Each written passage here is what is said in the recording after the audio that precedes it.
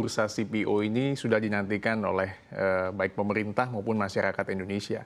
Karena bursa CPO ini atau crude palm oil ini menjadi salah satu pintu masuk bahwa Indonesia juga bisa memiliki bursa komoditas sendiri. Makanya yang kami harapkan bursa CPO ini juga bukan hanya kelapa sawit, tapi mungkin juga yang lain-lainnya.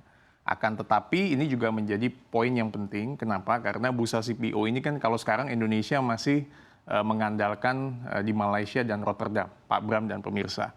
Karena dengan kalau kita lihat mereka untuk membentuk satu CPO aja butuh waktu 100 tahun, ada yang 40 tahun.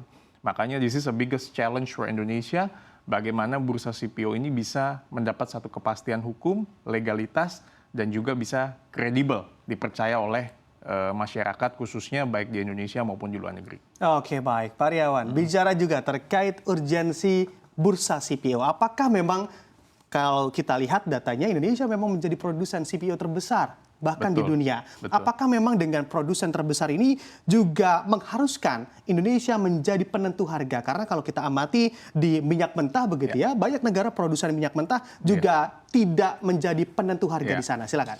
Iya, memang itu that's a good point. Jadi memang dengan sekarang ini sudah sekitar 18 perusahaan yang bergabung untuk menjadi bursa CPO. Kita harapkan lebih dari 18 lah, 50 untuk bisa gabung di kita. Supaya apa? Supaya Indonesia tuh menjadi hebat untuk di bursa komoditi CPO-nya semakin baik. Nah, akan tetapi untuk kita menjadi patokan preference price atau harga yang menjadi patokan, itu juga memang tidak harus selalu menjadi yang dominan atau yang menjadi yang utama. Yang tadi seperti Pak Bram sampaikan, di negara lain kan juga sama. Di Malaysia ataupun di Rotterdam, kita tahu bahwa ekspornya CPO kan paling tinggi ke tiga, ke China, ke India, dan Uni Eropa. Jujur paling susah hambatannya masuk ke Uni Eropa, apalagi dengan adanya undang-undang deforestasi, EUDR, seperti yang kita tahu. Nah, ini yang menjadi landasan bagaimana kita bisa menjadi pusat kepercayaan buat masyarakat secara kredibel dan transparan, sehingga harga yang menjadi patokan itu menjadi acuan buat pengusaha lokal yang ada di kita, baik yang pengusaha besar, menengah, dan yang kecil. Karena jangan sampai kita menjadi produsen terbesar, yang tadi seperti dibilang, konsumen juga yang terbesar, tetapi bisa dimanfaatkan oleh negara lain. Jadi negara lain menjual kembali produk kita dengan harga yang lebih mahal.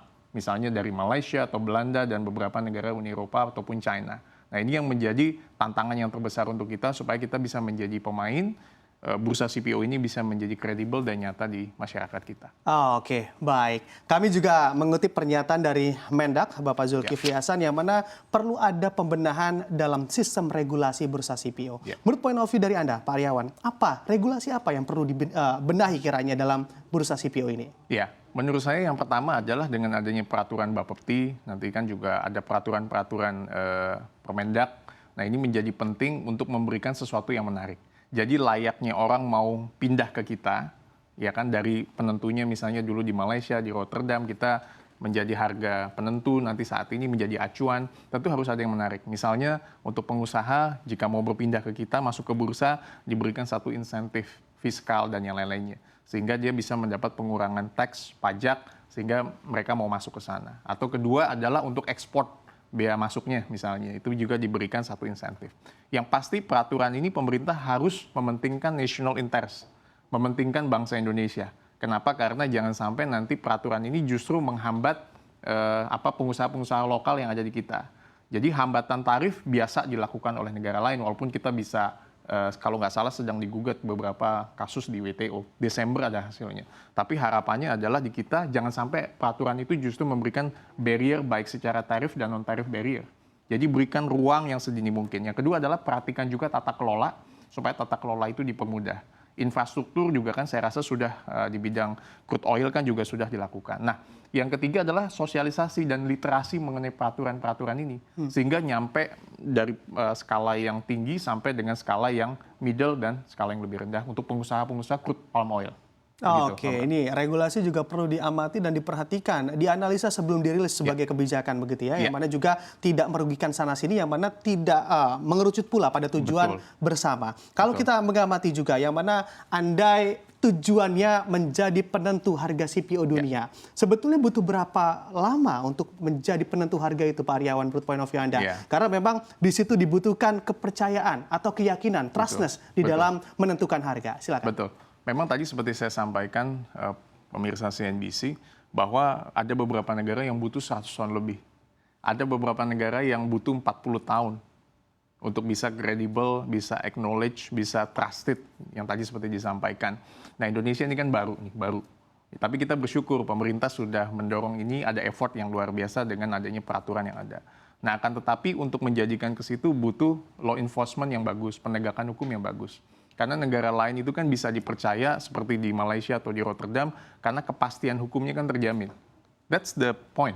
Karena kepastian hukumnya terjamin. Nah, ini yang tantangan buat kita, bagaimana Indonesia bukan hanya menerbitkan atau membuat bursa CPO, tapi kepastian hukum itu juga bisa terjamin, baik melalui Bapepti, Kementerian Perdagangan, tentu dari masyarakatnya sendiri.